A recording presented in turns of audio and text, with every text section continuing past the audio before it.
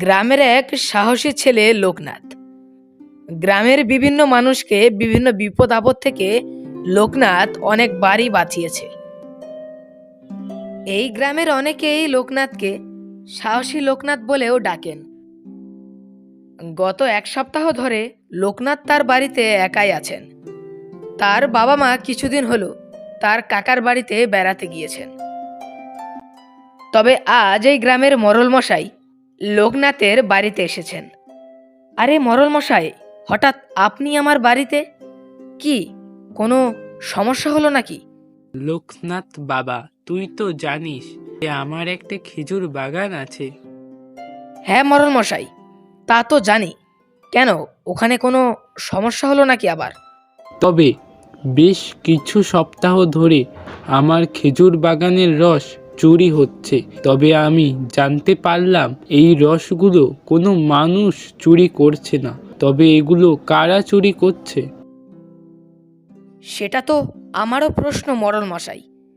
মানুষ চুরি করছে না, তাহলে এই রসগুলো কারাই বা চুরি করছে? আমার খেজুর বাগানের রস যাতে আর চুরি না হয়, এই জন্য আমার বাগানের একটা পাহারাদার দরকার। তবে কেউ আমার এই বাগানটা পাহারা দিতে চাচ্ছে না। বাবা, তুই কি আজ রাতের জন্য আমার এই বাগানটা পাহারা দিতে পারবি? তাহলে আমার অনেক উপকার হতো রে। এ কি বলছেন মোড়ল মশাই? আমি কেন পাহারা দিতে যাব আপনার খেজুর বাগান? আপনি অন্য কাউকে বলুন, আমি এ কাজ করতে পারবো না। আমি আমি তোকে অনেক টাকা দেব বাবা, তুই শুধু আজ রাতের জন্য আমার এই বাগানটা পাহারা দিয়ে দে। টাকার কথা শুনতেই লোকনাথের মনে লোভ জেগে উঠল। আচ্ছা ঠিক আছে মোড়ল মশাই, আমি তাহলে আপনার খেজুর বাগানটা পাহারা দিব। আমার কোনো অসুবিধা নেই। ঠিক আছে, তাহলে ওই কথাই রইল। আর হ্যাঁ, বাগানটা পাহারা দিতে তুই যেন ভয় টয় পাস না আবার। আমি তো জানি তুই অনেক সাহসী, এজন্যই তো তোকে আমি এই কাজটা দিলাম। আচ্ছা ঠিক আছে লোকনাথ বাবা, আমি তাহলে আসি এখন। এই বলে মোড়ল মশাই এখান থেকে চলে যান। লোকনাথের হয়তো এটা মনে ছিল না লোভ জিনিসটা ভীষণ খারাপ। লোভে পাপ, আর পাপে মৃত্যু। সময় তখন রাত 8:30। লোকনাথ বেরিয়ে যায় সেই খেজুর বাগানে যাওয়ার উদ্দেশ্যে। লোকনাথের যতই সাহস হোক না কেন, লোকনাথ ভূত প্রেত দেখে একটু বেশি ভয় পায়।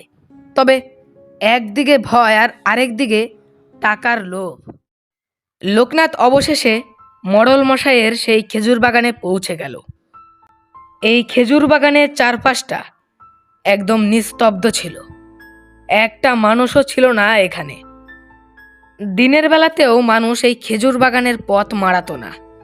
আর লোকনাথ কিনা এখানে রাত্রিবেলা এসেছে। একা একা অনেকক্ষণ এখানে লোকনাথ দাঁড়িয়েছিল।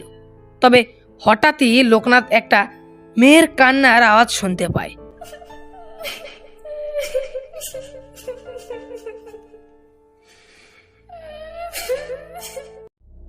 লোকনাথের মনে ভয় এবার ধীরে ধীরে বেড়ে যাচ্ছিল। হঠাৎই ছায়ার মতো কি যেন একটা লোকনাথের শরীরে প্রবেশ করলো। পরের দিন সকাল থেকে লোকনাথের বাড়িতে হাহাকার শুরু হয়ে যায়। হায় হায়, আমার আমার ছেলের কি হলো? আমার ছেলে কেমন করছে?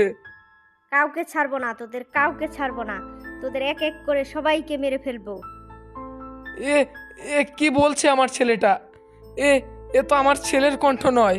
হ্যাঁ, আমার আমার মনে হচ্ছে আমার ছেলের ভিতরে কোনো অভিশপ্ত কিছু প্রবেশ করেছে। আমার ছেলেকে এবার কে বাঁচাবে? কে বাঁচাবে এবার আমার ছেলেকে? আমি বাঁচাবো, আমি বাঁচাবো তোর ছেলেকে। হ্যাঁ, কি ব্যাপার? এ তো বিশ্বনাথের কণ্ঠ শুনলাম আমি। হ্যাঁ, বিশ্বনাথ এসেছে, বিশ্বনাথ এসেছে আমার ছেলেকে বাঁচাতে।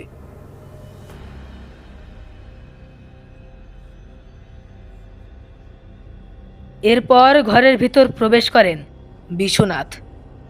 গত 20 বছর ধরে আমি ধ্যানে ছিলাম, তবে আজ আর থাকতে পারলাম না। তোর ছেলের গায়ে যেই প্রেত প্রবেশ করেছে ও কোনো সাধারণ প্রেত নয়, ও হলো অতৃপ্ত পাওয়া আত্মা। বিশ্বনাথ বাবা, আপনি আপনি যেভাবে পারেন আমার ছেলেটাকে বাঁচান। আমি ধ্যানের মধ্য থেকেই জানতে পেরেছি তোর ছেলের ভিতর খেজুর বাগান থেকে এক প্রেত প্রবেশ করেছে। তবে ওই খেজুর বাগানে গিয়েই এই প্রেতটাকে তোর ছেলের ভিতর থেকে বের করে আনতে হবে। তবে ওই খেজুর বাগানে এখন গেলে চলবে না, ওখানে যেতে হবে আজ রাত্রিবেলায়। এরপর রাত্রিবেলা তারা বিশ্বনাথকে নিয়ে বেরিয়ে পড়ল সেই খেজুর বাগানে যাওয়ার উদ্দেশ্যে। কি রে, তোরা আমারে কই নিয়ে যাচ্ছিস? ছেড়ে দে, ছেড়ে দে। অবশেষে তারা খেজুর বাগানে পৌঁছে গেল। বিশ্বনাথ এক খেজুর গাছের নিচে বসে কালো ছায়া বিনাশ নামে এক মন্ত্র পড়তে থাকে। ওম ত্রদেশ্বর ক্ষয়ং তুহি কাল রাক্তি শক্তি দেহি অগ্নি জলে প্রেত পালায় মুক্ত করে এই দেহরায় হাম হেম সাহা।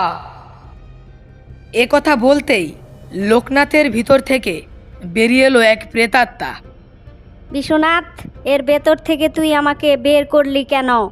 আমি এর ভেতর থেকে রক্ত চুষে খেতাম। শোন অতৃপ্তি পাওয়া আত্মা, তুই এই ছেলেটার দেহ ছেড়ে দে, না হলে কিন্তু তোর সাথে ভালো হবে না। তোকে আমি আমার পরা অভিশপ্ত পানি ছিটিয়ে মেরে ফেলবো। তুই বল তোর মুক্তির জন্য কি চাই? আমাকে মুক্তি দিতে হলে সাদা রঙের ছাগল বলি দিয়ে এই বাগানের প্রত্যেকটা খেজুর গাছে রক্ত ছিটিয়ে দিতে হবে। ঠিক আছে, আমি তাই করব, কিন্তু তোকে কথা দিতে হবে তুই এই ছেলেটার শরীর ত্যাগ করবি। প্রেতাত্মার কথা মতো বিশ্বনাথ তান্ত্রিক এই বাগানের সকল গাছের নিচে একটি ছাগলকে বলি দিয়ে সেই রক্ত ছিটিয়ে দেয়। বিশ্বনাথ বাবা, আমি যে আপনার এই ঋণ কি করে শোধ করব তা আমি বুঝতেই পারছি না। আপনাকে আপনাকে অসংখ্য ধন্যবাদ। আপনি আমার একমাত্র ছেলের জীবন বাঁচিয়েছেন। আরে আরে, ঋণ কিসের? এটা তো আমার একটা কর্তব্যের মধ্যে পড়ে। আর হ্যাঁ, একটা কথা সব সময় মনে রাখবি, তোর মন যে কাজ করতে বাধা দিবে সে কাজ কখনোই করবি না।